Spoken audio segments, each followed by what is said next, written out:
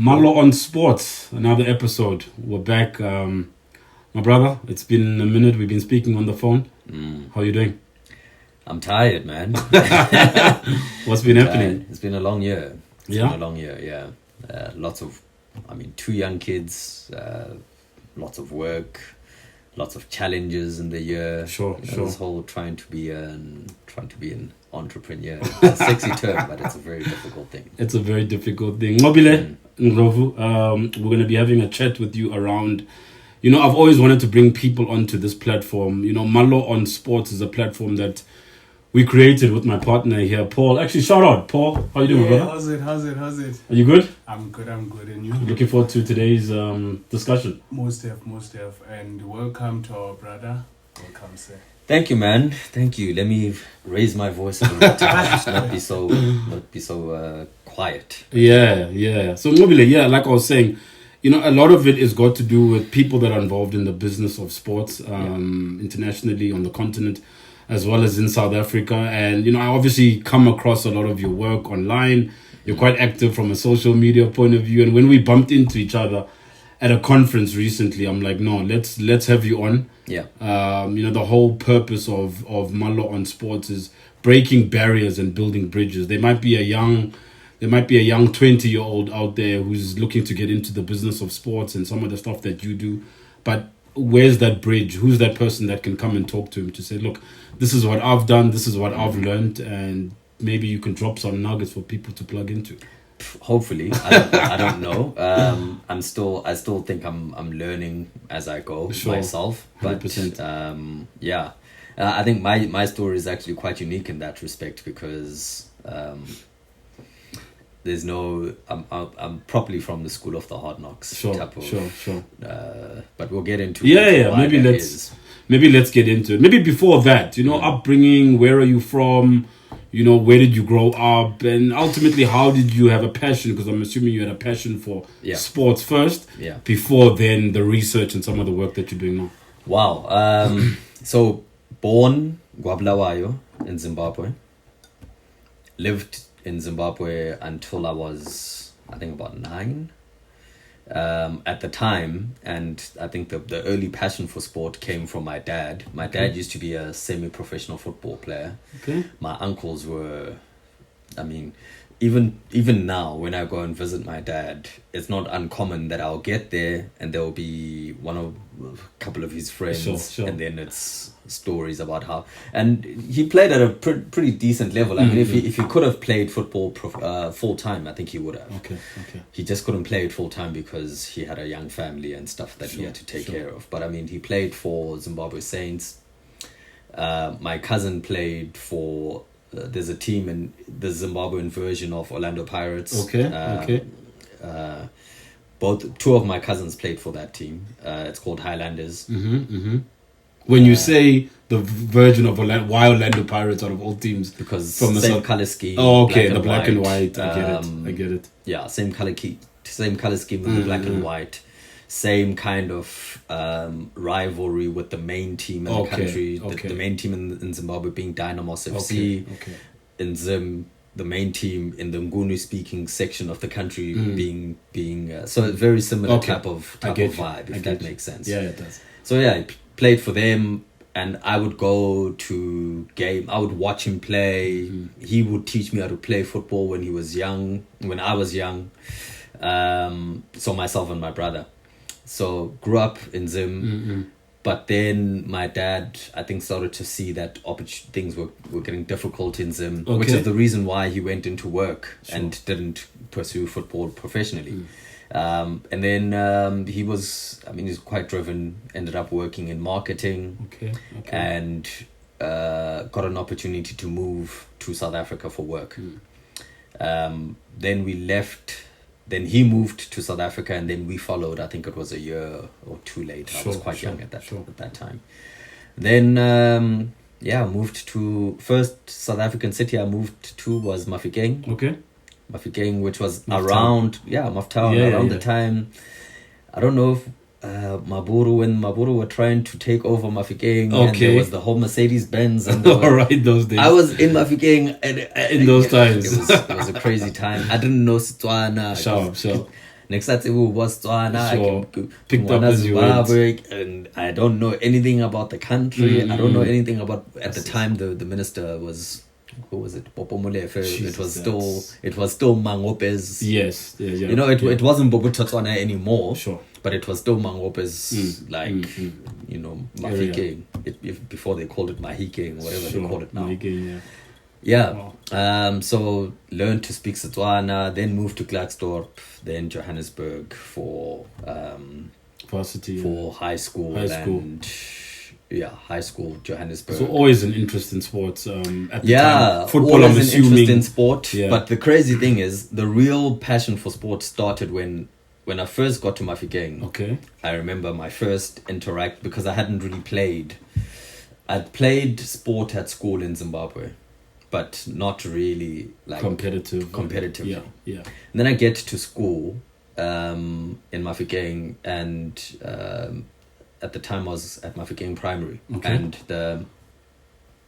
we have an inter-house at school. Yeah, I remember. I wasn't registered to do any sports because I just got into the school. Okay. So you missed the there was no orient, like I wasn't registered. I didn't know about it. I was there because there was inter-house. Sure.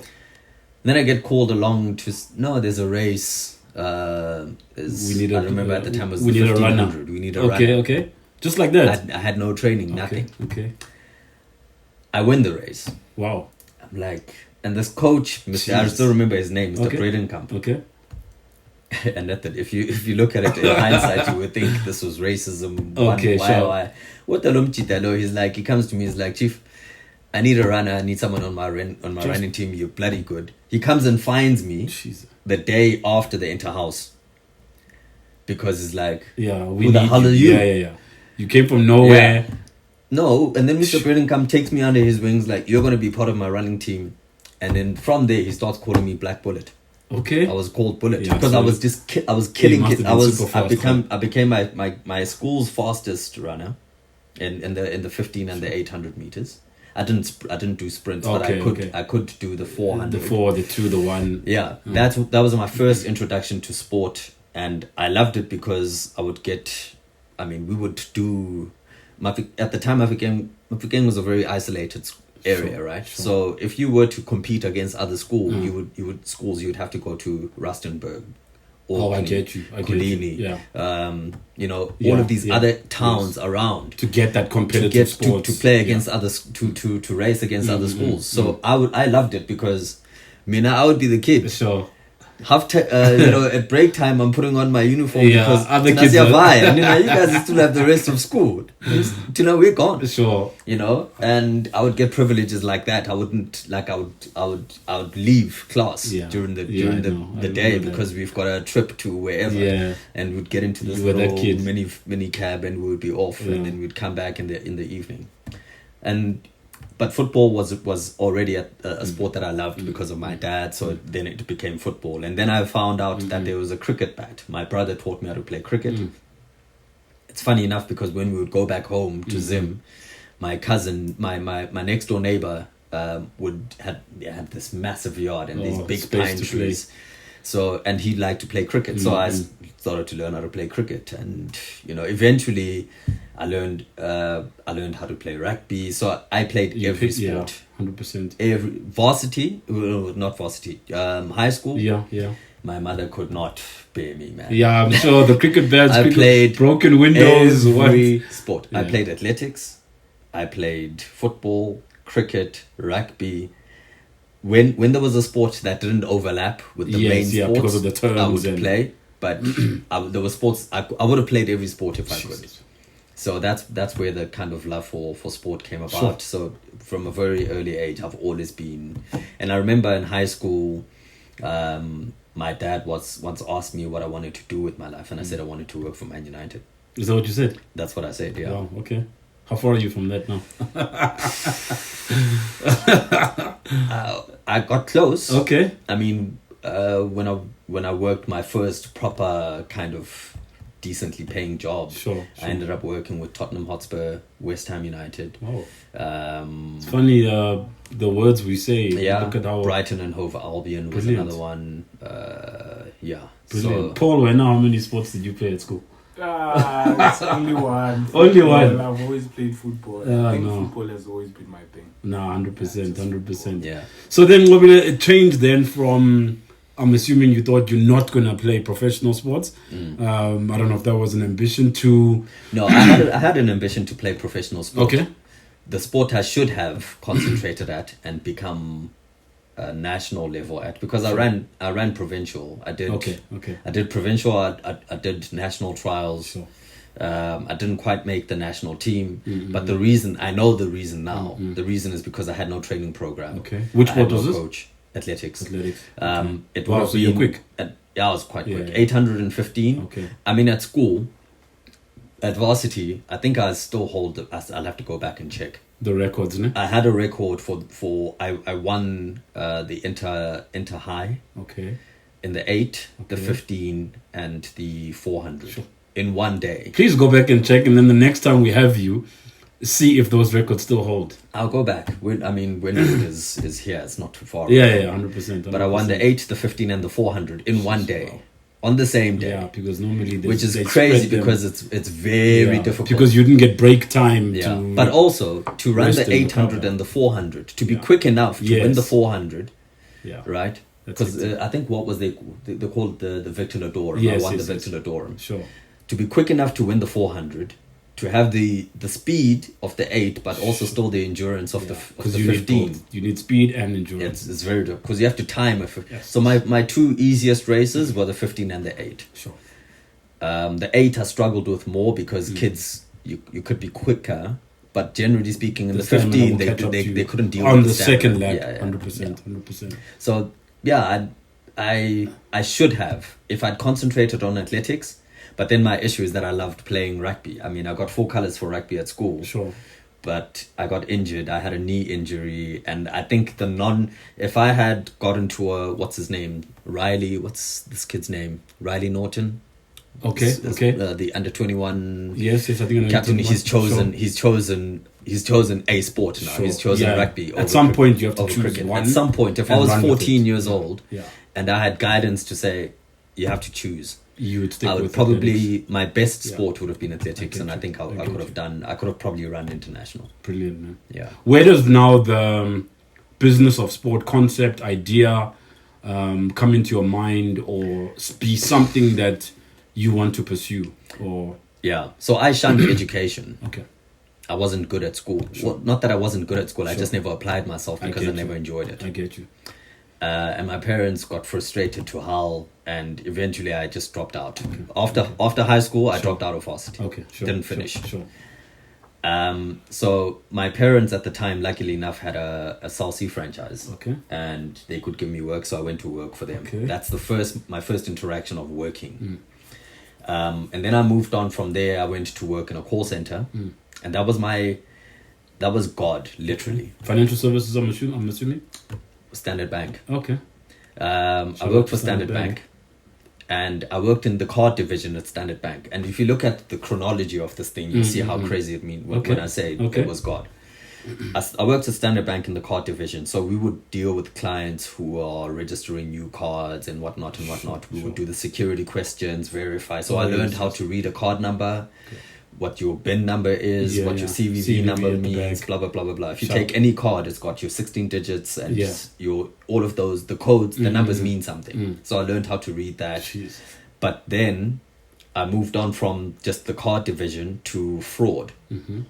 So we would learn to understand what a fraudulent situation is. Then I left that call center and I went to another call center with a company called Stargaze Media. Okay. This is over a few years. Sure. And it was brutal. I remember we used to work 12 hours down in Salby in this dingy office on this dark... 12 hours? We used to work 12-hour shifts, 4 days on, 4 days off. But I enjoyed it because I was earning my own money and I was independent. And I had no responsibilities. So I worked in the fraud department, and I started figuring out how fraud works. Then I moved to Stargaze Media, and Stargaze eventually got bought over by who is now the company that now runs Betway in this country and on the continent. Okay, Osiris Trading. Yeah, Osiris Trading, yeah. And at Osiris Trading, I got in, started in fraud at Osiris Trading, and worked in all sorts of different departments. Sure. Eventually left the call center. Sure. And a couple of years down the line, they say, we've got the license to run Betway on the continent. Okay. And the first country was Kenya. Okay. And you're still in the fraud. I was still in the fraud department, but I knew I had an eye over to, because they started writing articles. Okay. On sports results and whatnot, and I read these articles. I'm like, these articles aren't that good. Whoever's writing this doesn't watch football. Okay. So at the time, I think they had about 5 people trying to work on Betway and trying to get it to grow. And I went to the lady, her name was Catherine, who was writing these articles. And I asked her, who's writing these articles? She's like, yeah, I didn't watch the games, but I'm just writing because, she would pick up articles. Okay. And Catherine, if you ever watch this isn't... Wow. She would pick up articles the day after because for social media, right, you have to get the social media running. Yeah. And to do that, we would post up news results and blah, blah, blah, blah, games and so on and so on. And that would drive SEO back to the website. Yes. So that's how... But this is still the Kenyan league that no, it wasn't, reporting on... No, it was global league. It's because global remember, now. Betway takes bets, 90% of bets on all betting companies of football. Yeah. So we would report on the Premier League, La Liga, blah, blah, blah, other sports, etc., etc. But I could read it and I was like, that's not so great. Okay. As someone who knows what's going on. The crazy thing is, during my life in these call centers, I had opened up back in the day, News 24, you could be a contributor. You could register an account on News 24 and be a contributor and write articles. So I would write articles about sport while I was working this dead-end call center job because, it was a call center. Sure. I had a lot of free time. So But anyway, long story short, and I say this is it's a convoluted way for me to say God worked, but my experience in fraud and my curiosity about sport and writing ended up having me speaking to Catherine and saying to her, I will do your job for you after hours, right? Just so that we can get these articles to be better and people who are reading it will believe it. 7 months down the line, they offer me that job because Catherine's now got too much work. They offer me her job. So I start writing weekly articles to put up onto the social media pages for Betway. A couple months or about a year or two down the line, we have a couple more countries that Betway is busy with. I've got 4 countries that I have to do content for on all of these countries, and I'm just too busy. I ended up, when I left Betway, I had a team, right? So I was the team lead for the social team, but we would go into, so along with other team leaders for the various departments, we would go into countries because Betway has a strategy.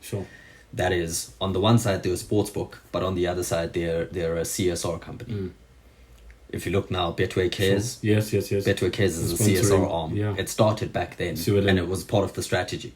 So we would go into countries as part of the sports book, but we would also have a responsibility of finding out giving back who to sponsor in terms of football teams, etc., etc. Now, fast forward to 2018. I've been working at Betway now for a few years. I'm the team lead. I have teams. I had a team of 6 in South Africa, and then I had a team in Kenya, Uganda, Ghana, Nigeria, Zambia. I had a team in France. One guy taking care of Latin America, and Betway would sponsor in all of these countries, and that's how I was working with Tottenham Hotspur, West Ham United, etc., etc., etc. But then when I say God worked, is because my interest and passion for sport got me into rooms where the teams that would go into countries and try and evaluate the lay of the land, they would ask me and say, well, you love sport. Can you find out about this, these sponsors? Go and have meetings. I remember going to Zambia with the team to set up there.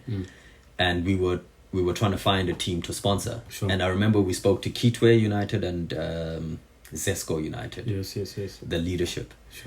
And at that meeting, I decided then and there that I am going, and I even tweeted it. Mm-hmm. I said I'm going to be Africa's authority on sports business and insight, because there was zero information. You couldn't find anything.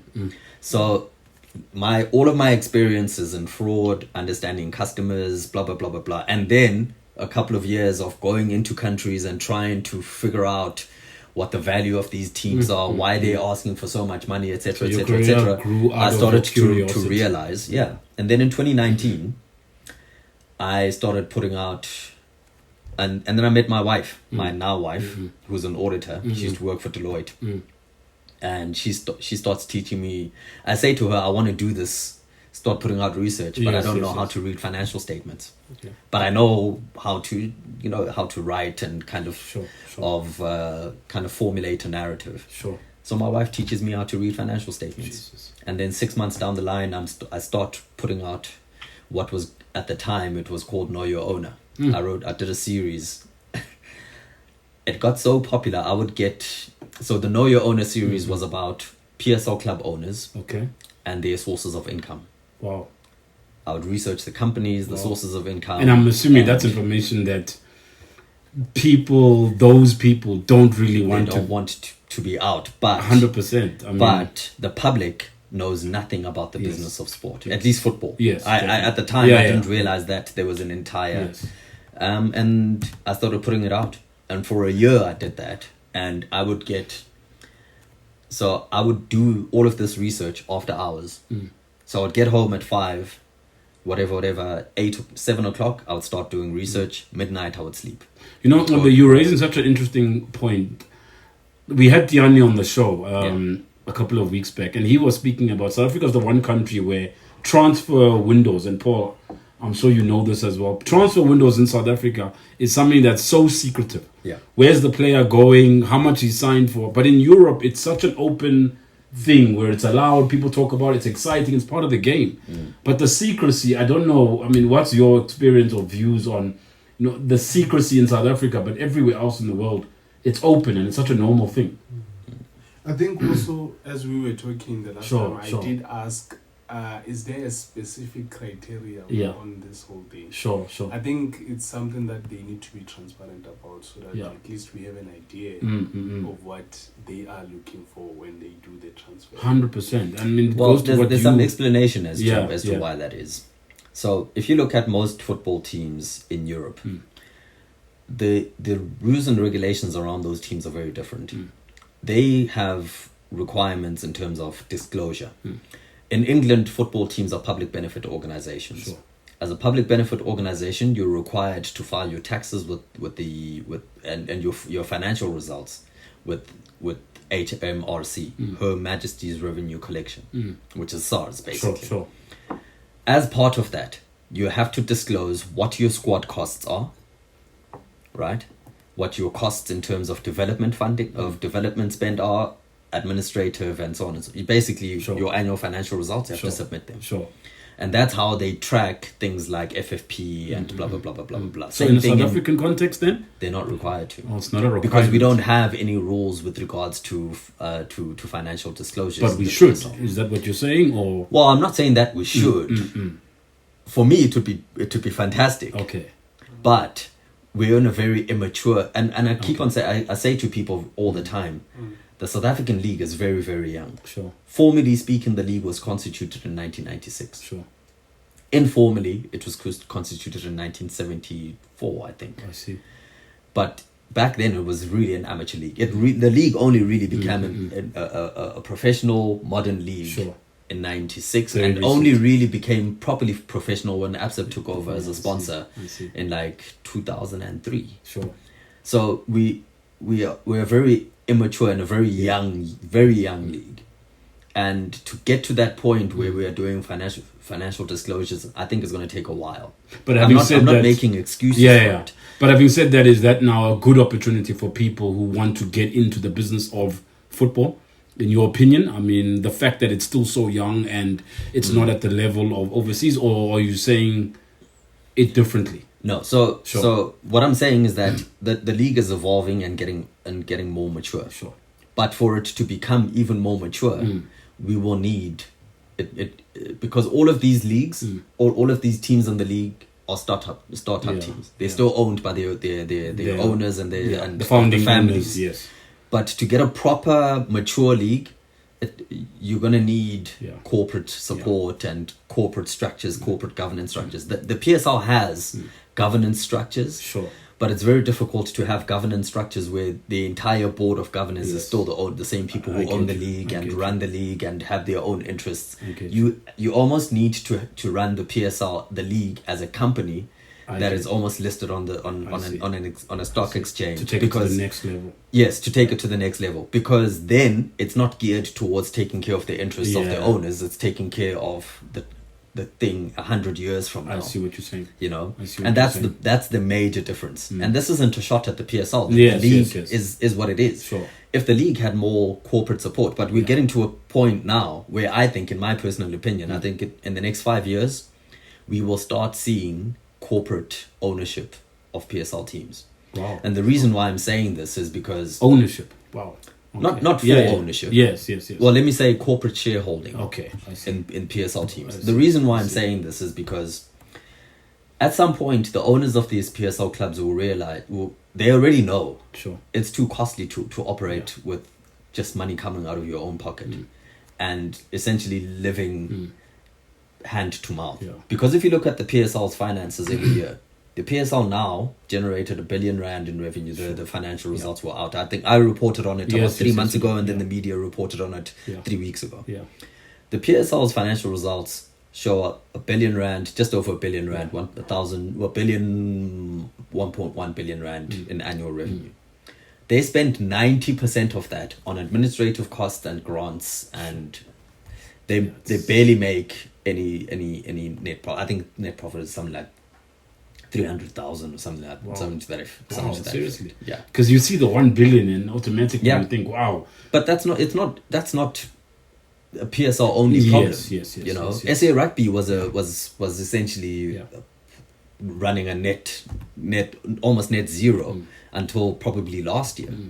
You know, you posted something, and I think it's good that we're touching on this, around PSL clubs, and you know, a lot of people have this thing about only the top 4 or 5 clubs have sponsorships, and you did a whole analysis around why maybe the lower clubs are not getting sponsorships versus the top teams, and it goes back to exactly what you're saying.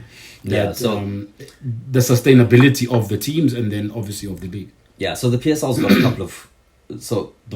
besides being young, we have to remember, because people look at these institutions, the Sharks rugby team, Western Province and them date back to the 60s, 50s, I think.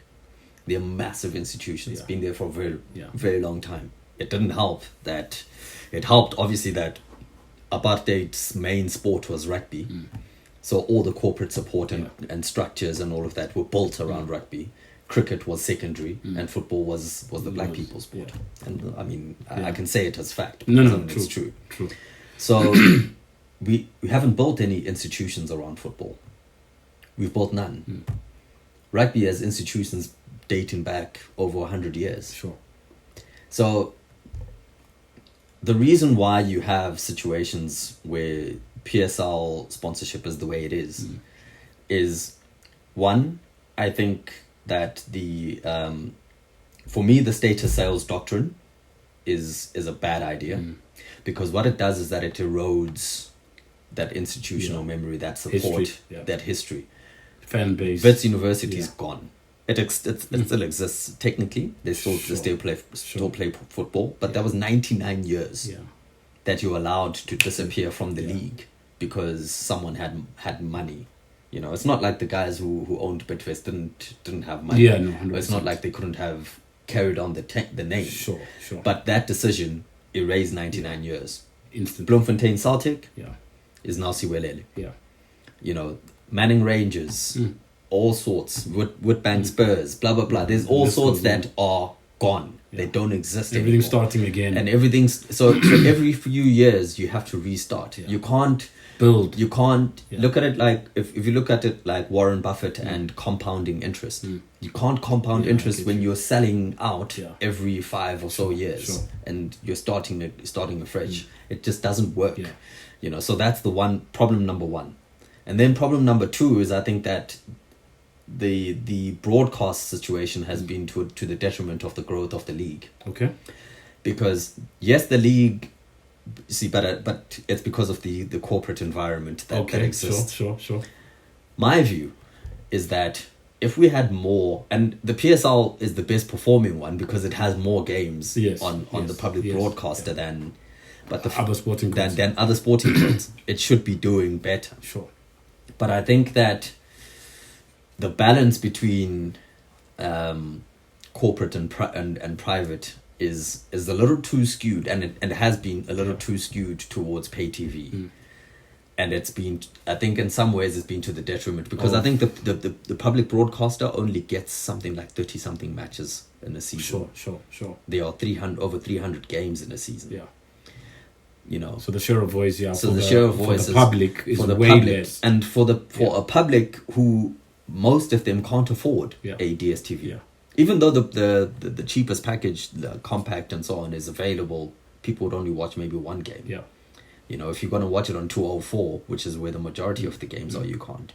So it makes it challenging for everybody to consume this product, build the camaraderie around it, and then attract corporate sponsors. Yeah, because a lot of people have this notion that it's the clubs themselves that are not marketable enough. They don't have the right people. Oh yeah, I completely. I also endorse that notion as well. That was your point too. Yeah. Point number 3 is that the clubs need to do a much better job with regards to how they function, who they attract, etc.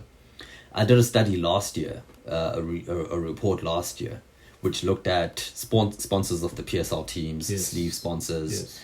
Website, I think I saw whether they have a website or not, whether they have a social media presence. To be attractive to the investment of a potential sponsor. Half of the teams in the league didn't have a website. Yeah, no. I mean, when they did have a website, they're not updating those websites. Where they did have a social media presence, you would get gaps. Even now, you have teams in the PSL that do not have a social media team. Yeah. They don't have a social media presence at all. Sure, that is worrying. Right, and it's a problem because how do you...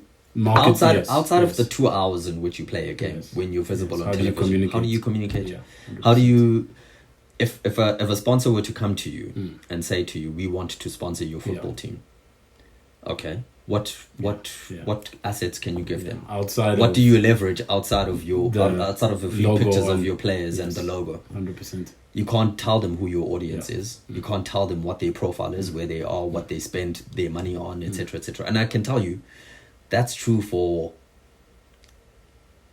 90% of the teams in the league. Outside of Chiefs, Pirates and Sundowns, who I know have research companies that help them to gather data and do ongoing tracking. There's maybe 1 or 2 more who actually do the work of trying to understand who their audience is and can then sell that space and packages according to the various tiers to actual measurable data insights. Not just the fact that we won a league or won a trophy 8 years ago. 100%. Like actual measurable. There's 100%. I would love to sit with the board of governors and ask them, do you have data on who your audience is? Yes, you do. Okay, cool. Yeah, because I can tell you now, most of them don't. Nqobile, another question. So Nqobile, the question around, and many people speak about this, racism in sports sponsorship. Where you find a brand could get a bigger ROI in a mass sport like football, but they would choose, a rugby, a cricket, and other sports. What are your views, feelings around that? Has that come up in some of the research you do? Plenty of times. Yeah. I'm currently doing a report. It's called Value Metrics. Sure. Report, which looks at, and this is why over the past couple of months you would have seen me putting out, this is the annual revenues of different rights holders and the sponsors of different rights holders as part of a larger report that I'm going to put out hopefully by the end of middle of December. Okay. Which looks at this, but there's clear evidence that return on investment in terms of the South African audience is much the opportunity and ROI would be much higher in a football space than in a rugby and cricket space, just purely but based on the audiences. A PSL audience, for example, an MTN8 game will have over 1.8, a Soweto derby on SuperSport, 1.8 to almost 2 million viewers. And then you add SABC if you add SABC, it can go up to 10 million. And all the repeats. etc., etc. There's no sport in this country that touches it. PSL games have higher viewership than EPL games, than Cricket World Cup games. Didn't I read something that the derby? Yes, Soweto derby had more viewership than the FIFA World Cup final. Paul, I mean, can you imagine? Would you have thought that? No, I wouldn't have. FIFA World Cup final, that's amazing. It shows, give people what they want. So if you're a brand, right, and you say we want to associate with the rights holder, and your rights holder has, because in this country you've generally got 3 choices unless you're looking at the niche sports and you're not worried about market audience size. You're looking at cricket, rugby, and football. Cricket as at the lowest scale of all three. Of the three. Then rugby. And when I'm talking about rugby, I'm talking about Rugby World Cup. I'm talking about the Springboks. The biggest properties in that sporting code. Whereas in football, it's across the board. There's over 300 domestic league matches, and then there's Bafana and Banyana. And even a Banyana will compete with the Springboks in terms of viewership. That's how high football viewership is in this country. But it makes sense. If you look at Nielsen reports, football, in terms of interest and engagement with football and participation, averages between 65 and 75% of the population in terms of interest in sport, right?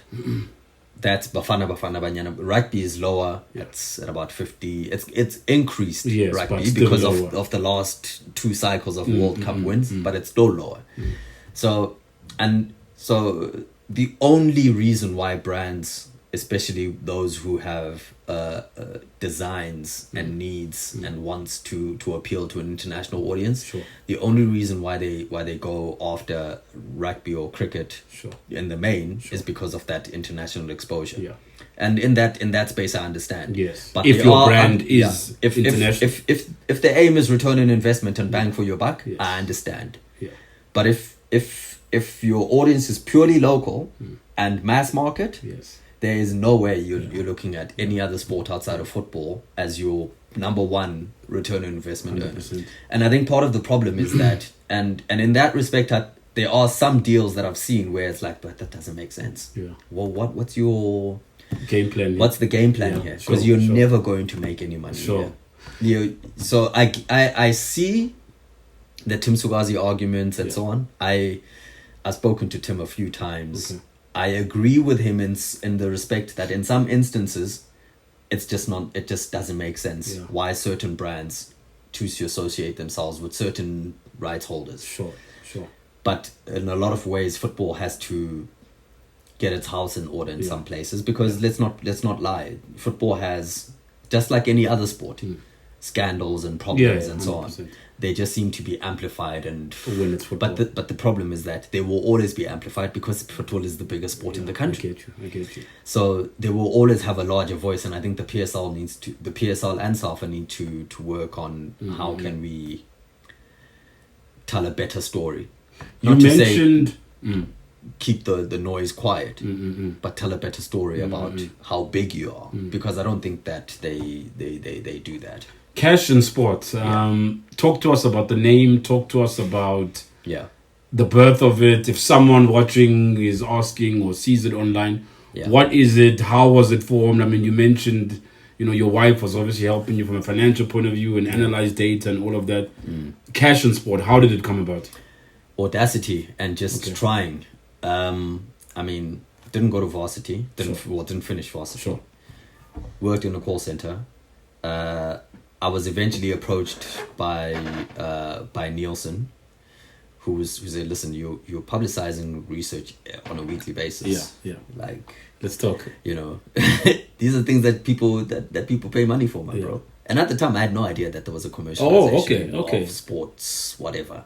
I had no idea. I was literally just my aim is to educate the public, switch on light bulbs around the business of sport on the African continent. And if I were to somehow commercialize it in the future, great. It's funny because people are making so much money from the research. Yeah. And he was doing it just out of educating people. I did it for and out of that creates a business. Yeah. And then we decided to form a partnership. We worked together where I did a whole bunch of reports for and with Nielsen. We brought out, as part of our first major piece of work, we did a report in 2021 on the sports betting market in this country, where I forced, I it's almost like it was like it was foreseen, because I could see where the trend was going, and we did a big report on it. And at the time, on what specifically? The sports betting sector, yes, as a whole, in general. Lotteries, horse racing, sports betting, the entire industry. We did I think it ended up being over 100 pages. Wow. So I wrote most of that in collaboration with Nielsen from a data point of view. But because of my experience in the industry, I essentially authored most of that report. We put it out in 2021. We sold it. There's other research and work that we've done, which, because of certain sensitivities, I can't really speak about. But we've done a lot of work together. I still do we still partner on landscape and market reports. I do a lot of that. That was my first kind of introduction to the formal research space. And this, by the way, is again audacity and just having a work ethic where I said, listen, I'm going to do it. With I don't know what the failing forward. And I failed forward. And the name, because I remember the name when I told them what I wanted the name to be, they were like, what? Cash and Sport? Yeah, but it's easy to understand. Yeah. It's so straightforward. But remember, Cash and Sport is it's an intersection. I try to live at the intersection of money and sport. Yeah. And I use the public, because I realized at the time that social media is the way that you really kind of stand out. So Cash and Sport is from what you see on social media, Twitter, YouTube, etc. Those are all advertising and public platforms to tell people that, listen, hey, by the way, we understand the business of sport probably better than most. Good experience, good relationships, and we try to synthesize. So a lot of the work that we do now, currently doing some research reports, some continent, because we've done a lot of work on the continent, and our aim is not South Africa specific. I was about to say, our aim is continental. We do a lot of reports continentally. Currently doing a multi-country, 5-country report for the OECD, which is a signatory of the United Nations, for a large report which will be delivered at the United Nations. Done some work with the United Nations in the past as well. Worked with brands in like Adidas in Nigeria, some work in Botswana, Mozambique. Would I be correct to say that from next year the EPL is banning all betting partners associated with any teams? Not 100%. Okay. They're banning betting advertising and sponsorship on the front of shirt, but teams will be allowed to have a betting partner. But the extent of the advertising and exposure is going to be heavily limited. I see. Yeah, and the reason why, and I've warned about this, at the beginning of this year, I said that the sports industry in this country will have a problem. We will have a problem, and it's coming. Wow. We haven't dealt with it yet, but there's too much betting exposure in this country, and the government will follow suit. There's already discussions ongoing in Parliament, and I think we will follow every billboard, the La Liga. Yeah, there's just too much of it. Yeah. I mean, and I worked in the industry, by the way. So I understand the place that this industry has in society. I'm not saying that it should be banned. I'm saying that you need to control it because it has impact and influences on society in general. So yes, the English Premier League hasn't followed the very hardcore. There's very hardcore levels to it.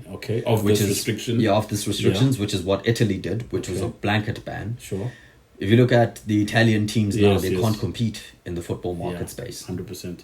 Italian sports in general can't compete in the sports market space, because let me not talk about football only. They can't compete in the sports marketplace because they relied too much on the betting money. It went to England. If you look at most of their rugby teams, cricket teams, etc., there's a lot of betting partnerships. Spain was another example. Sure. I think we will have, and so and now in this with the country Betway we're too Premiership, exposed, in my opinion. I mean, what are you foreseeing for South Africa from a sporting betting? I think the deal will continue to run until, because the current deal was it's 3 years plus 2. Sure. So 3 years, so it's 5 years. Yes. 3 years, two optional. Okay. I think the deal will continue to run its course. Okay. But I think within the next 2 years maximum, It'll be I think there reduced. will be legislation. Okay. I don't think it will be reduced immediately. I think Betway will probably finish its term as the title sponsor, which in my understanding is they want to continue to finish the 5. Sure. But I think there will be a time where legislation will come that reduces the amount of Just from a exposure and country point of advertising, very similar to what. Cigarettes. I don't think there will be an outright ban in the way that they did with cigarettes. Sure. But I think that teams will be restricted to being able to have a betting partner, but not have a front of shirt. And in terms of advertising, there will be a lot less. And in terms of where you would see advertising in terms of walking into or Tambo or KZN, etc., you would see a lot less of it because of the exposure to children and the like. I see. But I do think that we need to have some. Because also another issue with this country is that we don't have a limit really in terms of the number of licenses that are available. Yes. It's unlimited in terms of because it's not mandated at a national level. Sure. It's controlled at a provincial level. So each province can issue licenses. Sure. Some provinces have limitations, Sure. but a province like the Western Cape, for example, doesn't really have limitations. Sure. So they can just churn them out because these betting companies would then pay. So it gets quite lucrative. Yeah. What else are some of your research just giving you insights and shown that maybe surprised you when you do research? Has there been anything that has maybe surprised you just across all sporting codes where you've been like, wow, you're learning more? There's a lot around the growth of entertainment. And leisure sport, alongside fitness, the kind of merger of those 3. So fitness, for example, I'm doing a piece now on High Rocks.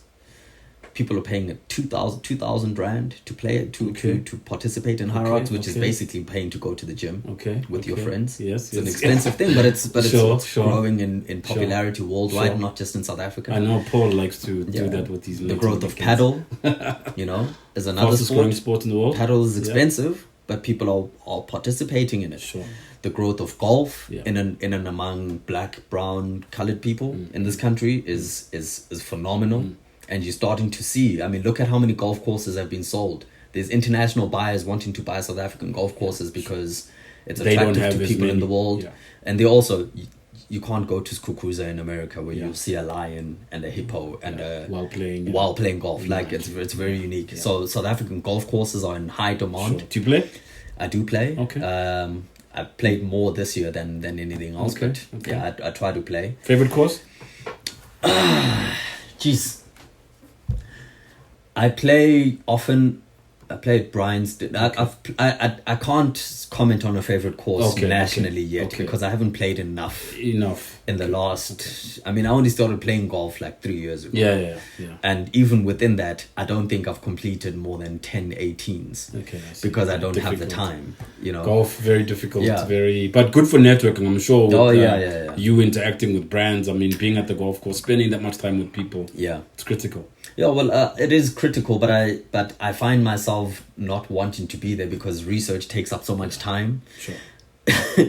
Sure. I'm doing a 52 country report which I've been working on for more than 8 months. Wow. I'm working on an economic impact study right now, which I told you about the OECD one, but I'm also doing a larger report on the football economy on the continent. Okay. There's a lot of research takes up a lot of time. Yeah. Do brands appreciate research? When they're making decisions about properties to invest in, do they appreciate that before they do that, they need to go to yourselves, buy research, invest in it, understand it before making decisions? Or is it chairman's folly where chairman plays golf, he'd like to sponsor that? Or there's a big mix of that. Your brand managers who the guys who Yeah. went to school and trained and Sure. and understand Sure. and have to justify some of their decisions Yeah. with research. Yeah. Yes, they do appreciate research, but in the sponsorship space Yeah. where and you see it a lot, and this I Mhm. guess is part of the reason why I think there's so much. I think there's such an oversaturation of the rugby space, for example. Sure. Is From a too brand's many point of from view. a Yeah. brand's point of view is too many executives who that's the hot flavor, I want to get in, I don't care. Yeah, I see. The numbers don't really matter Mm. because it's what do they do with the athletes, etc., and then the brand managers have to kind of milk blood out of a stone Make trying it to make make sense. that Make it work. ROI Yeah. make sense. Sure. And I'm sure when you have people on this podcast in future, Sure. if they're speaking honestly to what their experiences are as brand managers, it's very difficult when you have to try and sell a sponsorship to an audience where where there isn't really a fit, I but see. it was sold. I It see. was, it was taken up because the CEO likes to play. I get you. Or he plays with this person, or I their get kid you. watches that, and that's the thing that they think is Sure. yeah. Sure. So it's half and half. Sure. I think numbers matter, but it doesn't matter what numbers you have Yeah. if someone has already made up their mind of what they perceive to be value. Sure. And unfortunately, I do a lot of sessions where I go into to consult with not just myself. We as a team go into a lot of sessions where we're consulting with brands around potential investments and amongst rights holders. Yeah. And you literally have to educate people and go through. Okay, this is Sessions of what the rugby economy looks like. This is where you can't play, etc., etc. And they find it very difficult to enter. But now it's just creating categories Yeah, for I the get sake you. of it. I get you. Or cricket is challenging. Football is the least. Yeah. Football, netball, athletics. Like barrier to entry, you mean? Yeah. Not barrier to entry. Yes. But in terms of an insight and understanding Yes. of what the Ecosystem the landscape looks like in all of these other sports, football, athletics, netball, etc., there's almost zero insight. Yeah. And you have to do a lot more work to try and get people. But if you look at like group and mass participation, athletics is massive. People run all the time. That cohort is huge. Sure.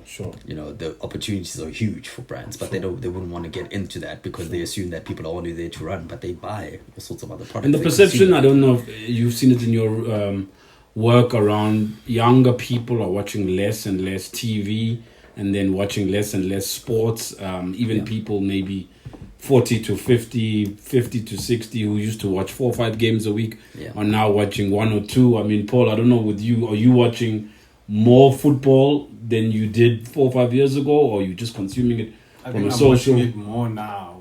Oh, is it? Okay. My understanding and Sure. knowledge of football and Sure. I think I'm watching it more now. Okay.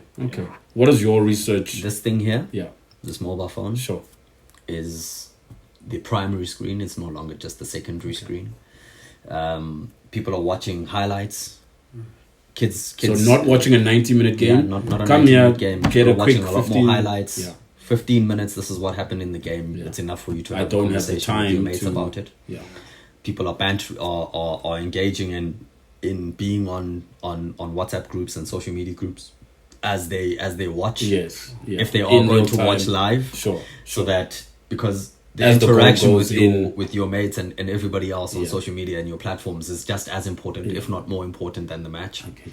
People miss large chunks of games Sure. because you're They're always on chatting your away. phone and you're Yeah. chatting away, and the reactions to sport Yes. are sometimes even more Yeah. entertaining I than get the you. sport And itself. sports get you. itself. Okay. So there's a big shift towards that. Earlier on, we were talking about how content is king. The content and the content creators are becoming and will be as big as the teams in future, because what right holders seem to forget sometimes is that they're in an entertainment business. First They're and in a foremost. content business. Yes. In They're 20, fighting in for- 2025, you're in a content business. What you do on a pitch Yeah. for content. 2 hours or 80 minutes in a rugby game, or maybe 5 hours during athletics. That's it. For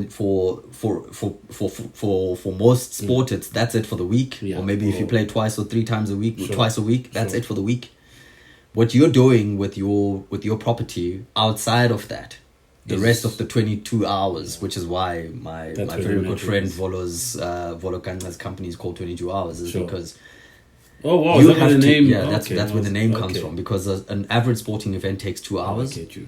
How are you engaging with people, The and rest how are of you the how are time. you taking up people's attention, Yeah. or how are you making yourself Very deep. deep. visible to people Yeah. in the 22 hours outside of that. And what they don't realize is by not investing in content, you're losing your audience. So you disappear to people for the day, for the week. Yeah. You only pop up on a weekend. Yeah. The Premier League has invested in studios and so on. They're bringing in production in-house. To make sure you make sure constantly You are constant, engaged. because Yeah. there's Netflix, there's television, Yeah. there's content, blah blah Sure. blah blah blah. For you to continue to be viable, and for brands to continue to want to partner with you as a rights holder, you have to give them an audience that they can engage with outside of the match. Constantly. Because most people aren't going to matches as much as they Yeah. used to before. And people aren't watching full live matches as much as they used to before. Highlights are increasing. But they're here, so how do you divert them, Exactly. convert How them, do you engage them? engage them where they are, and they are on their phones. 100%. So you have to be creating content. You Yeah. have to be on TikTok, Yeah. Instagram. You have to be engaging, Yeah. and your athletes, as much as most rights holders are ripping athletes off in terms of image rights and so on, Sure. your athletes are going to be much more valuable than you think. Your individual athletes Yes, within yes. your group Within the of, sporting of, code. of players, etc., are starting to become. They will create the Michael Mortons of the world Yeah. will become active athletes That's because they can monetize Yes, themselves. 100%. They play. They get paid to play. Yeah. Once they leave, they have a phone. Yeah. They can take audiences into a place Into that they've another never way. seen before. Yeah. And that Very content powerful. and those Very are the powerful. types of things I'm seeing. And obviously sports betting is not going to stop, but it's going to evolve. So those are the types of things I'm seeing 5 years. So I try to look at trends and what's coming. That's actually, in closing, what was going to be my next question, that where are you seeing the future of sports, and more the future in what you are doing specifically from a research point of view? I mean, you mentioned you've got a team, you mentioned you work with brands. Any parting shots? I mean, we like to obviously give people those nuggets I was speaking about earlier to say.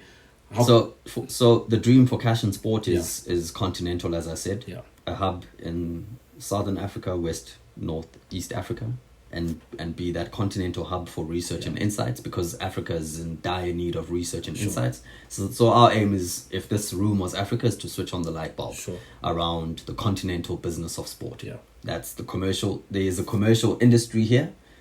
If you're within the continent and you want to invest in a specific country, come and have a conversation with us. Drop us an email so we can have a discussion, and we can let you know where you could potentially spend your money. If you're international and you want to come and invest on the African continent, there's all sorts of opportunities in basketball, cricket, rugby, blah blah blah blah blah, etc. And golf, as I said already, there's so many beautiful golf courses on the continent that people could buy out for pennies on the dollar and market them to international 100%. audiences who've never played wild golf. 100%. There's all sorts. So that's the one on the Cash and Sports side. That's the dream and that's the vision. Yeah. But in terms of the sports sector, there's all sorts of crazy things coming with regards to when the global north decides to start coming here and start buying up rights. Canal Plus will never... At some point, we're going to lose that exclusivity element where we can have everything in one place. It's going to be interesting to see the shift back towards free-to-air television, which is already happening. Sure. So those are the types of things that we're looking at and trying to study and understand. And the individual with their phone, etc., being the ultimate game changer. There is nothing as entertaining as live sport, and there's nothing as entertaining as the person who just has an emotional reaction. Yeah. To That's a why moment. platforms like AFTV and the like, and in this country as well. Yeah. Obi, if there was one person on your phone that you think we should have a chat to, who you know, in our next episode, who would that be? The Iron Duke. Okay. He's a very sharp person. Sure. And when you see this... Chairman, you've heard. Chair, when you see this, he is... People often underestimate how sharp and current the Iron Duke is. Sure. I have a lot of respect for him. Sure. We've had arguments, but he is incredibly sharp. Lovely. And he's done an incredible job with the flaws that the PSL and all of that has, with regards to keeping this institution alive and 100%. keeping it moving. 100%. So I think you'd be an incredible guest. Wow, we're going to hold you to that. Maybe we'll have him on the episode. Mallo, Thank you so much, man. thanks for having me. All good, all good. All good.